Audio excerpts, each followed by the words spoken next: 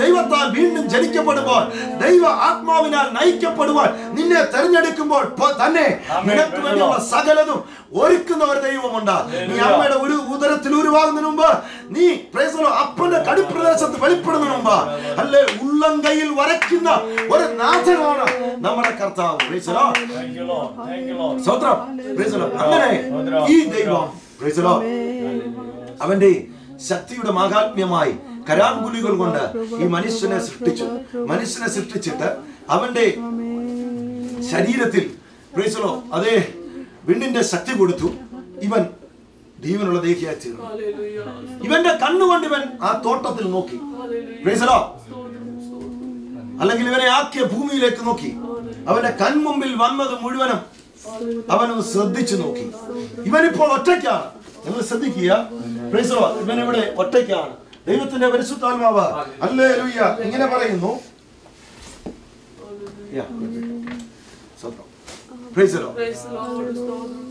ഇവൻ ഇങ്ങനെ പറയുന്നു, ഇവൻ ഒറ്റയ്ക്ക് നിൽക്കുകയാണ്. ഏദൻ തോട്ടത്തിൽ ആദാം ഒറ്റയ്ക്ക് നിൽക്കുന്നു. ഇത് വളരെ നമ്മൾ ഡീപ്പായി പഠിച്ചു പോകേണ്ട ഒരു വിഷയമാണ്. ഇവന്റെ കൺമുമ്പിൽ നിങ്ങൾ നോക്കിയേ, തനിക്ക് തക്കതായ ഒരു തുണ ഇല്ലാതെ നിൽക്കുമ്പോൾ, ഇതിനകത്തൊരു ദൂതൊക്കെ മറിഞ്ഞു കിടപ്പുണ്ട്.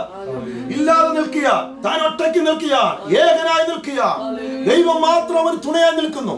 അവനോ ഏകാന്തതയിൽ, അതേ ആ മൃഗജാലങ്ങളെ മുഴുവനും കണ്ടും പ്രകൃതി സൗന്ദര്യങ്ങളെല്ലാം ആസ്വദിച്ചു അവൻ ഇരിക്കുമ്പോൾ ഒറ്റ എന്നുള്ള ഒരു തോന്നൽ, ഏകാന്തതയുടെ തോന്നൽ അവന്റെ ഉള്ളിൽ മതിച്ചുകൊണ്ടിരുന്നു.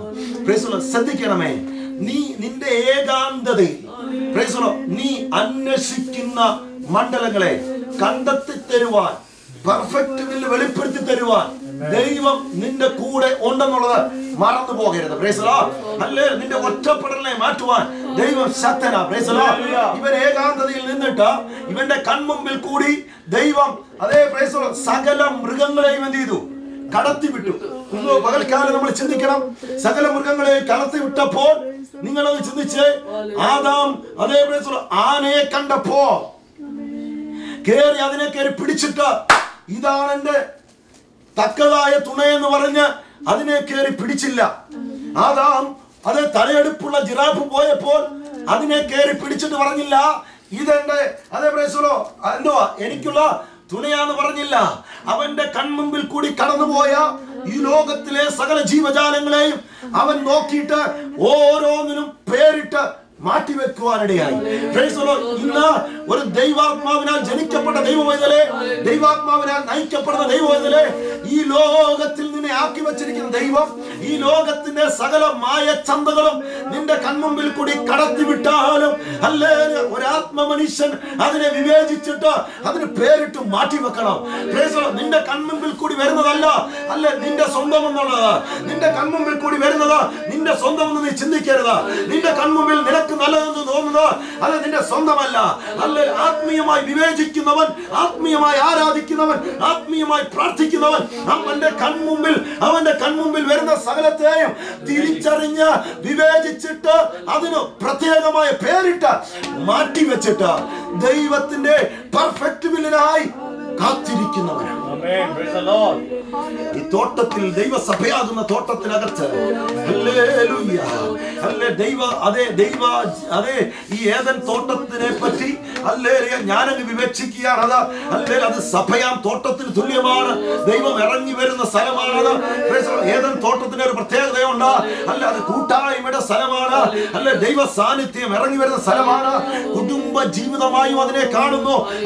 ആത്മീയ ആരാധനയുടെ വിളനിലമായി അതിനെ കാണുന്നു. ഇന്ന് രാവിലെ പരിശുദ്ധാത്മാവിൽ നമ്മളൊന്ന് ചിന്തിച്ചു നോക്കി, നമ്മുടെ കണ്ണു മുമ്പിൽ വെളിപ്പെടുന്നതല്ല, പകരം കൺമുമ്പിൽ വെളിപ്പെടുന്നതിനെ അത് പേരിട്ട് മാറ്റിയിട്ട് ദൈവത്തിന്റെ സമയം വരെയും ദൈവത്തിന്റെ കാലം വരെയും ദൈവം നിനക്ക് വേണ്ടി ഒരുക്കുന്നത് വരെയും കാത്തിരിക്കുന്ന അത്രേ ദൈവത്തിന്റെ വൈതലിന്റെ യഥാർത്ഥമായ ആത്മീയ അനുഭവം എന്ന് പറയുന്നത്. ഇന്ന് രാത്രിയിൽ, ഇന്ന് പകൽക്കാലം ആരാധനയുടെ വിഷയമാണ് ഞാൻ പറയാൻ ആഗ്രഹിക്കുന്നത്. ആരാധിക്കുന്നവൻ ദൈവത്തെ ആരാധിക്കുവാനാണ് സൃഷ്ടിക്കപ്പെട്ടത്. അവന്റെ കൺമുമ്പിൽ വരുന്നതിനെ ആരാധിക്കുവാനല്ല, അല്ലേ കൺമുമ്പിൽ വെളിപ്പെടുന്നതിന് അത് പേരിട്ട് അതിന്റെ മുമ്പിൽ വണങ്ങുവാനല്ല. ദൈവത്തിന്റെ സൃഷ്ടിയുടെ മുമ്പിൽ വണങ്ങുന്നതിന് പകരം അതിനെല്ലാം പേരിട്ട് മാറ്റിയിട്ട് തനിക്ക് വേണ്ടി ഒരുക്കുന്ന അതെ വ്യക്തമായ പെർഫെക്റ്റ് വില്ലിന് വേണ്ടി കാത്തിരിക്കുന്നവരത്രേ യഥാർത്ഥമായ ദൈവത്തിന്റെ സൃഷ്ടി അല്ലെങ്കിൽ മനുഷ്യൻ എന്ന് പറയുന്നത്. പോരാ, ആരാധന എന്ന് പറയുന്നത് അവനോട് കൂടെ നിന്ന് ആരാധിക്കുവാൻ ദൈവം സ്വർഗത്തിൽ നിന്ന് ഇറങ്ങും. സമമാഗമിക്കുന്നതിനെ അത്രേ സമാഗമനം എന്ന് പറയുന്നത്. ഏദൻ തോട്ടത്തിൽ ദൈവം ഇറങ്ങി വന്നിട്ട് മനുഷ്യനോടുകൂടി ഒന്നിച്ച് വസിക്കുന്ന ഒരാത്മീയ ആരാധന വെളിപ്പെട്ടുകൊണ്ടിരിക്കുന്ന സമയത്ത് കൺമുമ്പിൽ വരുന്നതിനെ കണ്ടിട്ടും കൺമിടിച്ച് അതിനെ കയറി പിടിക്കാതെ അല്ലെങ്കിൽ അതിനെ മാറ്റി നിർത്തി ദൈവത്തിന്റെ സമയത്തിനായി കാത്തിരുന്നപ്പോൾ ദൈവം അവനൊരു ഗാഢനിദ്ര വരുത്തിയിട്ട് തക്കതായ ഒരു തുണയെ കൊടുക്കുവാനിടയായി. ഇന്ന് പകൽക്കാലം ദൈവത്തിന്റെ പരിശുദ്ധാത്മാവിനെ ചോദിക്കട്ടെ, നമ്മുടെ തലമുറയ്ക്ക് വേണ്ടി തക്കതായ തുണയെ തരുവാൻ ദൈവ ശക്തനാ. നമ്മുടെ തലമുറയെ ഒറ്റയ്ക്ക് നിർത്തുവാൻ ദൈവം അനുവദിക്കത്തില്ല. ആത്മീയ സന്തതിയെ തകർക്കുന്ന വ്യാപാരങ്ങളുണ്ടെങ്കിൽ ഈ ലോകത്തിന്റെ കൺമുമ്പിലൂടെ കടന്നുപോയി ലോകത്തിലെ ഏതെങ്കിലും കയറി പിടിക്കുന്ന ഏതെങ്കിലും ലൗകികതയുടെ മണ്ഡലങ്ങളിൽ തലമുറകൾ ആകർഷപ്പെട്ടിട്ട് ദൈവഹിതമില്ലാത്തതിനെ കയറി പിടിക്കുന്ന വ്യാപാരമുണ്ടെങ്കിൽ, അവയുടെ പുറകെ പോകുന്ന വ്യാപാരമുണ്ടെങ്കിൽ ഇന്ന് പകൽക്കാലം അത് അടിയപ്പെടുന്ന ദൈവത്തിന്റെ പെർഫെക്റ്റ് വില്ലിനെയും ദൈവത്തിന്റെ സമ്പൂർണ്ണ ഇഷ്ടത്തെയും ദൈവത്തിന്റെ ആത്മീയമായ നിയോഗങ്ങളെയും ദൈവിക തെരഞ്ഞെടുപ്പുകളെയും തച്ചുടച്ചുകൊണ്ട് സ്വന്തം തെരഞ്ഞെടുപ്പിലൂടെ യാത്ര ചെയ്യുന്ന ഏതെങ്കിലും ആത്മീയ മണ്ഡലമുണ്ടെങ്കിൽ ഇന്ന് പകൽക്കാലം അത് അടിയപ്പെടുന്ന പകൽക്കാലമായി തീരട്ടെ.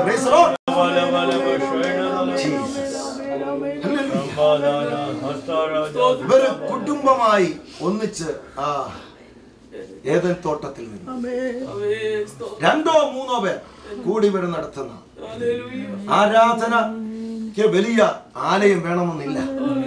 ആരാധനയ്ക്ക് അതേ പ്രൈസലോ മറ്റുള്ള ഏതെങ്കിലും ആഡംബരങ്ങൾ വേണമെന്നില്ല. ഹല്ലേലൂയ. 2 പേർ ഹൃദയപൂർവ്വം ഐക്യമത്യപ്പെട്ട് ദൈവസന്നിധിയിലിരുന്നാൽ അവിടെ ഇറങ്ങി വരുന്ന സർവശക്തനായ ദൈവം. നിങ്ങൾ നോക്കിയേ, ആരാധനയ്ക്ക് അകത്തളങ്ങളിൽ ഹല്ലേലൂയ ഒരു കുടുംബം മാത്രമേ ഉള്ളൂ. അവിടേക്ക് ദൈവം ഇറങ്ങി വന്നു. ഇന്ന് പകൽക്കാലം ഹല്ലേലൂയ നാം വളരെ ശ്രദ്ധിച്ചിരിക്കണമേ. നമ്മൾ ഒറ്റയ്ക്കേ ഉള്ളൂ, നമ്മളൊരു കുടുംബമായിട്ടാണോ നമ്മുടെ ഇറങ്ങിലേക്ക് ഇറങ്ങി വരുന്നവരും അത് ദൈവമാണ് നമ്മുടെ കർത്താവ്. എന്നാൽ ഇവിടെ ശ്രദ്ധിക്കുക, ഇവിടെ അവരൊന്നിച്ചുള്ള ആരാധന കണ്ടുകൊണ്ട് ഐക്യതയുടെ പ്രാർത്ഥന കണ്ടുകൊണ്ട് ദൈവം ഇറങ്ങി വരുന്നത് കണ്ടുകൊണ്ട് ഒരു മൂന്നാമൻ അതിനകത്ത് കയറുവാനിടയായി.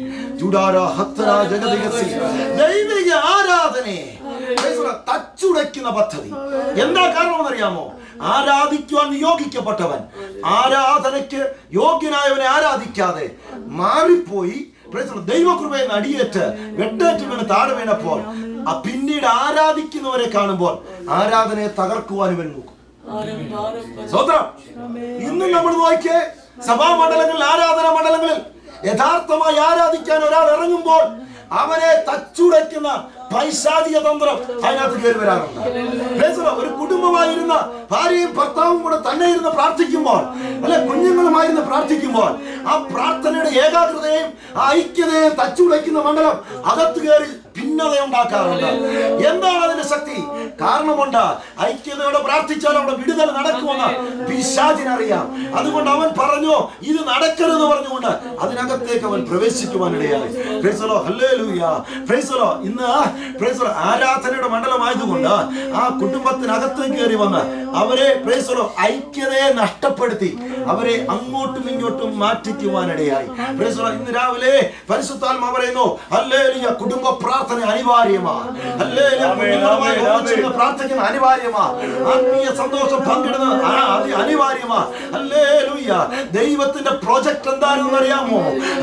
ആദാമിന്റെ ഹവ്വായിലൂടെയും തേജസ്സിന്റെ പുത്രന്മാർ തോട്ടത്തിനകത്ത് ദൈവകൃപയുടെ, ദൈവ ആത്മാവിന്റെ, ദൈവശക്തിയുടെ, ദൈവ അഭിഷേകത്തിന്റെ നിറവുള്ള കുറെ തലമുറകളെ ആ തോട്ടത്തിനകത്ത് ഉരുവാക്കുവാനായിരുന്നു ദൈവത്തിന്റെ ആഗ്രഹം. ദൈവത്തെ ആരാധിക്കുന്ന, ദൈവത്തെ മഹത്വപ്പെടുത്തുന്ന ഒരു കൂട്ടം ജനമാണ് ആരാധനയിൽ സഭയ്ക്കകത്ത് വെളിപ്പെടേണ്ടത്.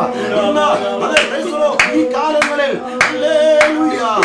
സഭാ മണ്ഡലങ്ങൾക്കകത്തങ്ങളിൽ ആത്മീയ സന്തതികൾ ഉരുവാകാൻ അനുവദിക്കാതെ, ആരാധിക്കുന്ന ജനത്തെ ഉരുവാക്കുവാൻ അനുവദിക്കാതെ, സഭാ മണ്ഡലങ്ങളിൽ കൂട്ടായ്മ മണ്ഡലങ്ങളെന്ന് ദൈവത്തെ യഥാർത്ഥമായി ആരാധിക്കുവാൻ വിളിക്കപ്പെട്ട തലമുറകളെ തോട്ടത്തിൽ നിന്ന് അടിച്ചു പുറത്താക്കുന്ന പൈശാചിക വ്യാപാരങ്ങൾ